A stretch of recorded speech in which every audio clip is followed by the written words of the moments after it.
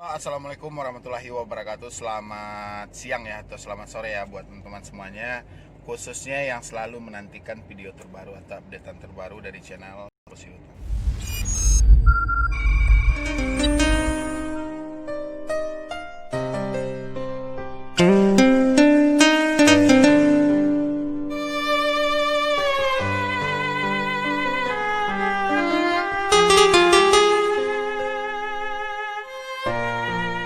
Terima kasih ya buat teman-teman semuanya yang selalu mensupport atau selalu mendukung atau selalu menantikan video terbaru atau updatean terbaru dari channel Solusi Utang. Saya ucapkan terima kasih banyak ya.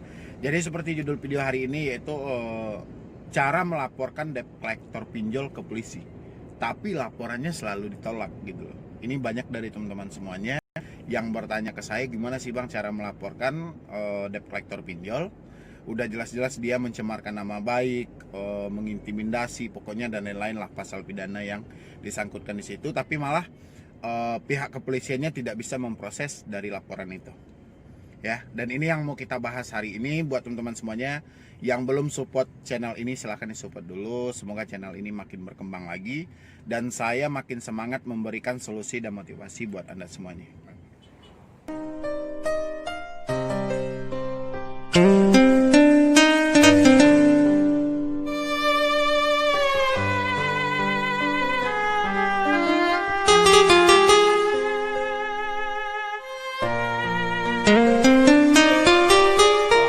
Debt collector pinjol ke polisi, tapi laporannya tidak bisa diproses oleh bapak polisinya.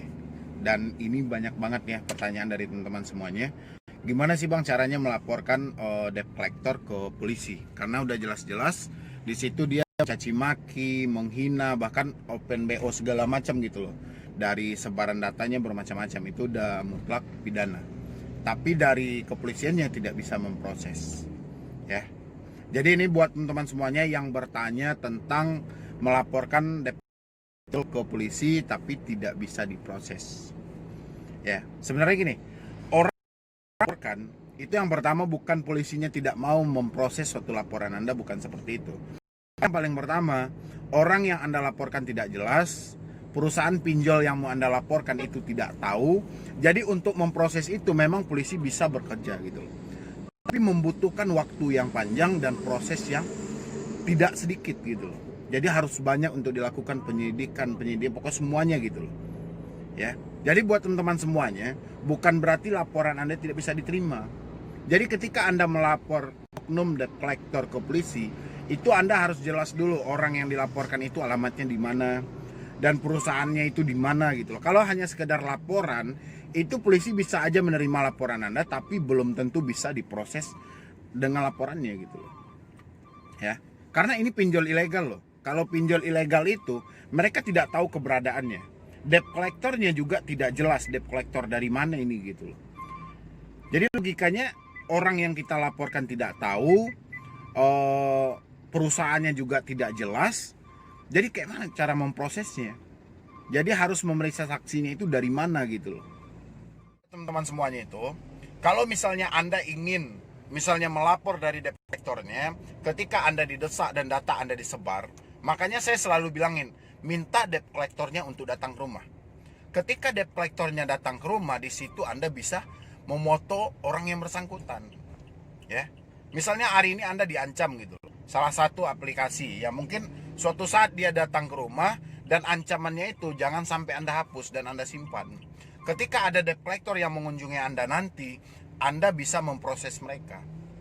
Tapi kalau seperti ini cuman penyebaran data, cuman Anda diancam, Anda ditekan dengan bermacam-macam ancaman, terus Anda melapor ke polisi, Anda berharap untuk diproses, ini nggak mudah gitu loh. Jadi nggak semudah kita membicarakan. Ya.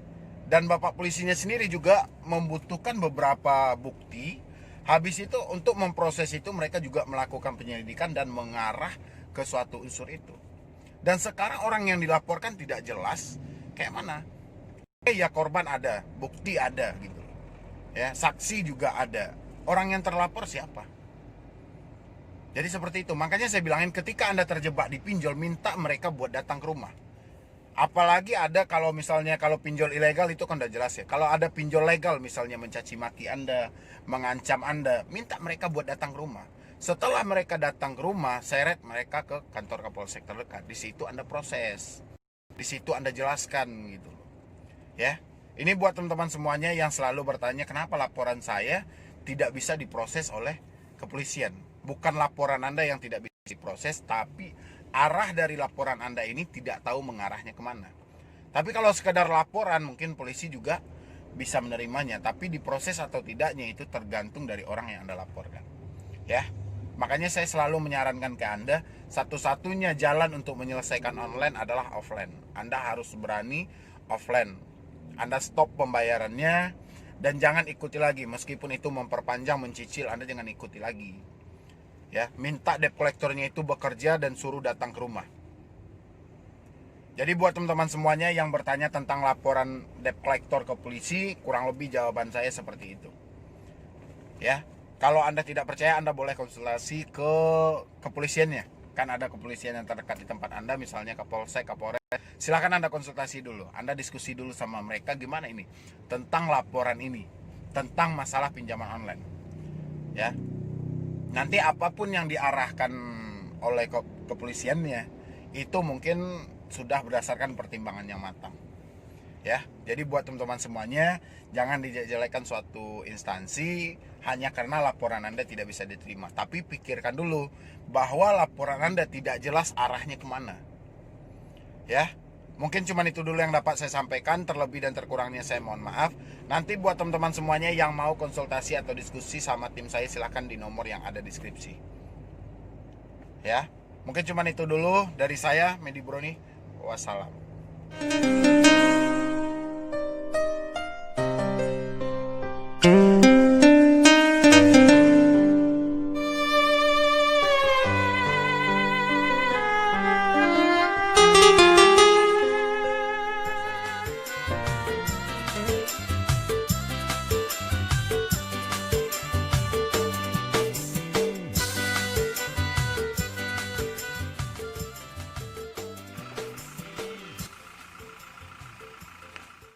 Oke, jangan lupa ya di like, di share, dan di subscribe channel Kembang. Dan saya makin semangat lagi memberikan video dan motivasi buat Anda semua. Dadah. Gurihnya badan bukan indah makan, gurih mamiki